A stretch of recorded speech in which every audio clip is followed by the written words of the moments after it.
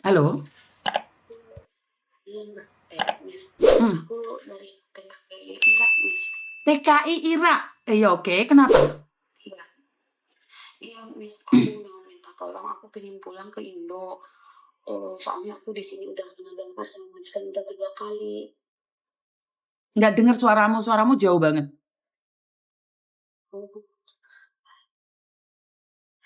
aku udah kena gampar sama majikan Miss udah 3 kali. Kamu kena gampar 3 kali sama majikan. Kamu di Irak berapa tahun?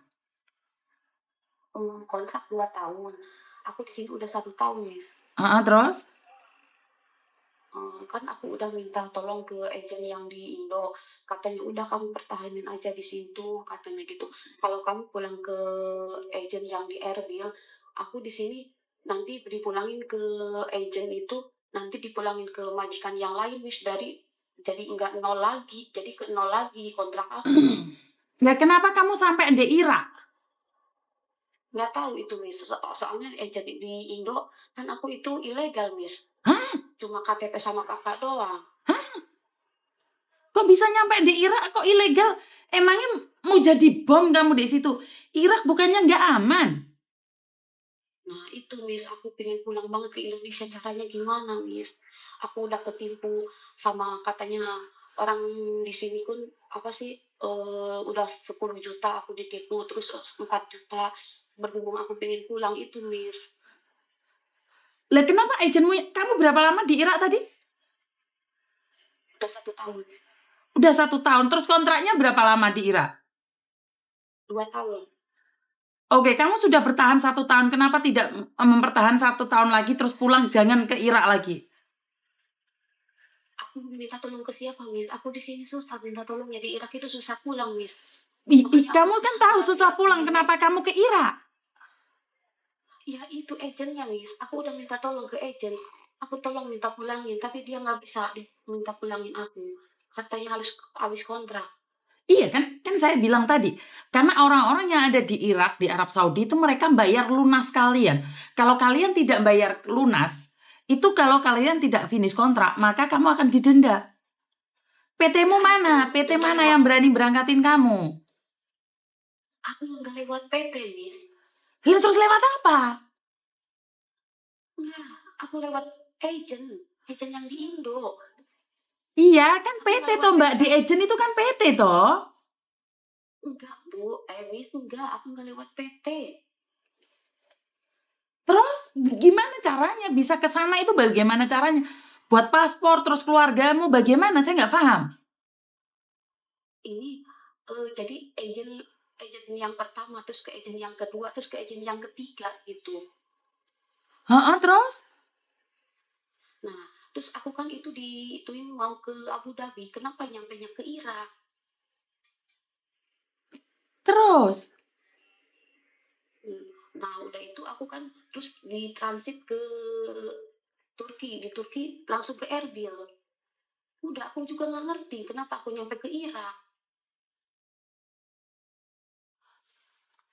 Kamu orang mana sih?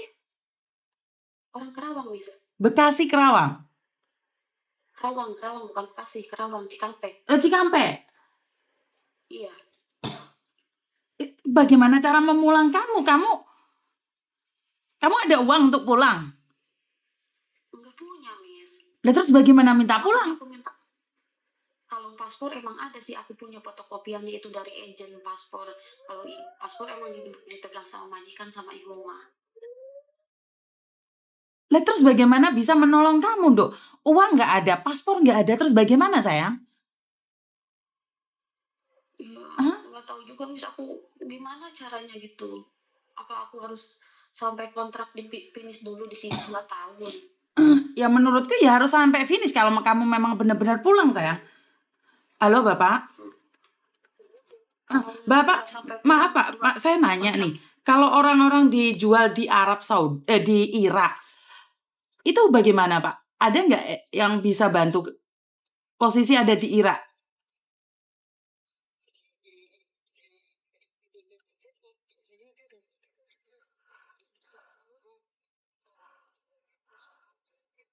Betul, betul Bapak, betul, bukan dari itu. Katanya di Arab Saudi, tapi tidak tahu sampai di Turki, pindah ke sana ke sini, akhirnya nyampe Irak, Pak. Sponsornya ada Bapak, ada.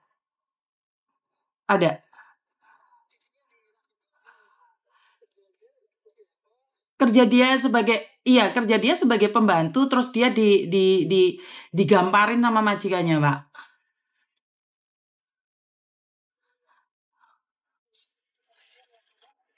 Dia minta pulang, Bapak. Sebentar. Dok, kamu bisa keluar dari rumah majikanmu nggak, Dok? Nggak bisa. Nggak bisa, Pak.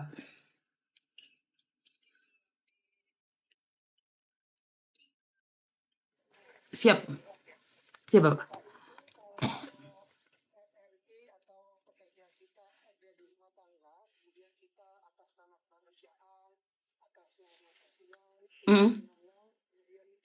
Mereka dari rumahnya itu dianggap sebagai pelanggaran hukum, dan orang yang mengambil itu nanti bisa dituntut di muka pengadilan. Oh, jadi kita nggak bisa datang menolong gitu, nggak bisa ya Bapak ya? Termasuk para anggota duta besar, kalau mereka melakukan itu, mereka akan dinonjobkan. Oh, pulang. siap. Pulang itu hukuman. Jadi mereka akhirnya terlibat dengan adanya sistem tersebut. Sepanjang pekerja migran kita ini masih berada di rumah mereka, kewenangan ada di mereka. Karena kan mau nggak mau kita tidak menutup mata, di Timur Tengah itu termasuk di Irak mungkin masih mengikuti zaman perbudakan modern. Siap, jadi Bapak. punya budak dan sebagainya, yang itu harus tebus kalau tandanya mereka mau keluar. Tapi memang kalau zaman sekarang, pekerja-pekerja kita yang kemudian terjebak kerja di Irak, di Suriah, di sebagainya itu mereka semua itu adalah sudah masuk kategori TPPO karena mereka diperjualbelikan. Siap, Bapak. Nah, si majikan ini beli sama agen itu harganya per kepala itu 7.000 sampai 10.000. Wah. Orang $10.000 atau rial gitu ya, pokoknya besar sekali. Siap. Nah, makanya sementara gaji yang diterima oleh si PMI tadi relatif kecil karena mereka digaji memang ya sangat rendah. Siap. Dan itu sudah dipotong dengan apa yang dulu dia pakai buat menebus membayar di muka. Makanya ini menjadikan kesulitan si majikan yang sudah keluar uang banyak tidak bersedia melepaskan si PMI tadi sepanjang dia nggak ganti rugi. Oh, siap. Sementara si PMI ini tidak punya kuasa karena siapa yang nyuruh saya kerja di sini? Saya dibawa kemarin oleh agen. Betul. Agen menjanjikan saya gaji sekian. Betul. Nggak tahu di belakang itu ternyata sudah ada pembayaran di muka untuk membeli atau yang terpenting yang membeli pekerja yang ada di pasaran. Makanya itu kan sebenarnya sudah perdagangan orang. Siap, dimasuk ranah perdagangan orang dan dibungkus lagi yang namanya perbudakan modern di daerah Timur Tengah. Oke. Kira-kira gitu. Oke, siap. Nanti saya coba kondisikan dengan anaknya dulu, nanti saya telepon Bapak lagi ya, Bapak. Terima kasih. Ya, intinya kalau dia bisa keluar dari rumah majikan, entah apa caranya, ya biasanya kabur, lari, alasan mau ke warung, alasan mau kemana, atau minta ikut majikannya jalan, sampai di mall, sampai di mana kabur, akhirnya menyamakan diri ke kedutaan. Kalau dia tahu, kalau dia nggak tahu, mungkin bisa ditangkap, masuk lagi ke sarang penyamun lagi. Aduh. Masuk lagi ke perangkap yang lain lagi. Gitu aja terus menerus tuh siklusnya. Nggak ada habisnya. Nggak ada habisnya ya Pak ya. Jadi kalau kamu kabur, kalau ditangkap orang lain lagi, malah bukannya ditolong, tetapi malah diperbudakkan di tempat lain lagi. Oke, siap Bapak. Siap Bapak infonya. Oke, siap Bapak. Nanti saya laporan lagi. Terima kasih nggih Bapak. Terima kasih. Oke, itu adalah telepon dari Badan Perlindungan, Dirut Perlindungan ya, KP2MI, Pak Renaldi yang dulunya adalah Sestama. Jadi paham ya Dok ya. Jadi kalaupun kamu kabur tidak ada jaminan kamu bisa diselamatkan. Jika kamu kabur dan salah tangkap, dimasukkan ke orang lain lagi, kamu dijual lagi dan kamu lebih susah lagi. Karena kamu sekarang itu sudah dijual. Jadi jalan satu-satunya kamu harus finish. Kalau nggak finish nggak bisa. Kamu dijual lagi. Kabur kalau kamu bisa selamat di KBRI masih mending. Karena KBRI tidak boleh menjemput kamu di dalam rumah majikan.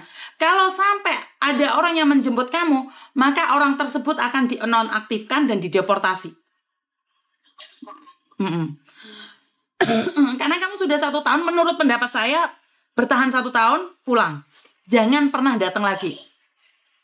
Oke. Paham ya sayangnya? Oke, terima kasih. Iya sayang, bertahan ya sayangnya. Nanti cari Miss Yuni lagi ya. Oke, terima kasih. Waalaikumsalam. Nah teman-teman, inilah gunanya edukasi buat kalian semua. Jangan pernah menyepelekan satu kasus. Karena saya sudah ingatkan berkali-kali, di Arab Saudi, kita itu dijual. Diakui atau tidak, kalian itu sudah dijual dan kalian sudah dibayar cash di awal. Kenapa sih perjanjian antara Indonesia dan Arab Saudi itu masih belum terjadi? Jadi masih belum bisa dikondisikan dengan baik.